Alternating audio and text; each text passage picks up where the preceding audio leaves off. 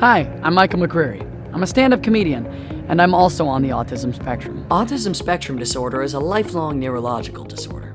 ASD crosses all cultural, ethnic, geographic, and socioeconomic boundaries.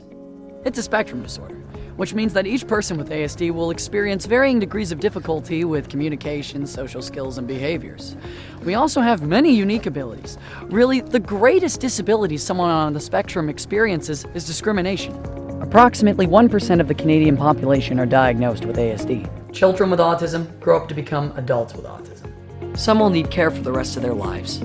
Some will be able to live independently with some support, and some will have careers and families.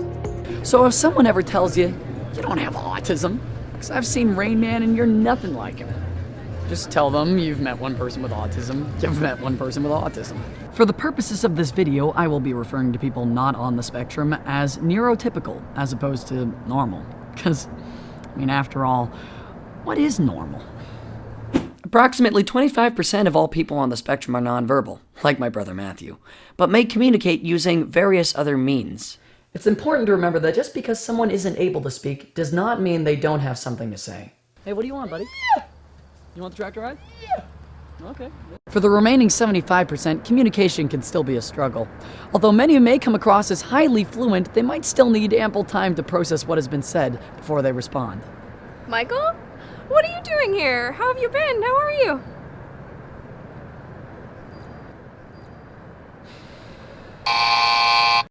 Michael? What are you doing here? I'm making a video. Many of us struggle with expressive language, which is trying to put words into sentences. Receptive language, which is trying to figure out what you were saying. And body language, which is where thoughts, intentions, or feelings are expressed by physical behaviors. Eye contact is a nonverbal form of communication that can be very difficult to maintain for many people on the spectrum. Really good actually for September weather. Hey Michael, are you listening? Yeah, man. However, some people can concentrate without needing to look at you. In fact, not looking at you might be the thing that's allowing them to focus on what they hear. Judging the right distance to stand from others is another form of nonverbal communication, something we learn instinctively during childhood. But for some people with autism, this may not be automatic. Ironically, many people on the autism spectrum are unusually intolerant of people entering their personal space, or just hate being touched altogether. Michael? Dude, it's been so long! How are ya? Taking language literally is the default mode for many people with ASD. So, you have a show tonight. Are you getting cold feet? No, I'm wearing shoes. That is why many of us don't get sarcasm relating to non-linear uses of language, like jokes or irony. So, you have a show tonight. Are you nervous? No, I'm not. I'm wearing my lucky shoes. Cool. Social skills can be a challenge for people on the spectrum and can cause difficulty finding and maintaining friendships. It often appears that we are unaware of things going on around us because we don't exhibit a neurotypical response. So the bartender says, why the long face? Did I tell you guys that my cat died last week? 'Cause he's a horse. He has a long face. This can come across as uncaring or rude. The truth is, we can be very aware of our own difficulties and extremely sensitive to others' negative reactions. Some people believe we don't feel empathy. The term empathy is misleading. We do feel and appreciate emotions. We just might be unsure of what emotion others are feeling and have difficulty expressing it in the conventional way. So if it seems like we're clueless to what's going on, we're actually just reacting to the situation in a way that is unfamiliar to you. But, alright, I guess we can be pretty clueless too.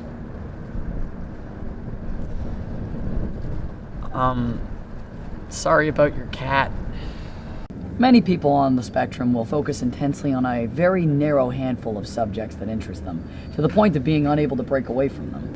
Lots of us tend to info dump on others. This means that we find any reason to steer a conversation towards our interest, and can't see that the other person is bored. On reflection, we often realize that we went on for too long, but by then it's too late. Honesty is without a doubt a virtue, but absolute honesty, in social terms, can lead to trouble. Hey, do you like my new shirt? There's often not a lot of forethought when autistic people speak. For neurotypicals, the neurological system works to filter out excessive stimulation. Due to a difference in the brain's wiring, people on the spectrum experience more feelings of discomfort, anxiety, and confusion than neurotypicals. We have trouble with communicating, with chaotic environments, with people talking or moving too quickly, unexpected changes, and excessive worries about things that aren't certain. We also have sensory processing differences, which basically means that many people on the spectrum are either over or under sensitive to something, whether it be light, smell, sound, temperature, or an unfortunate combination and therefore less able to manage. We like routines. They help us get through things, and sticking to them helps us cope with everything else.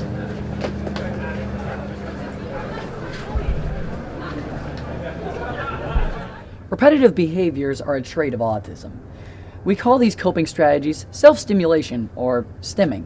Self-stimulatory behavior is the repetition of physical movements, sounds, or repetitive movement of objects. These traits don't make the person with autism uncomfortable.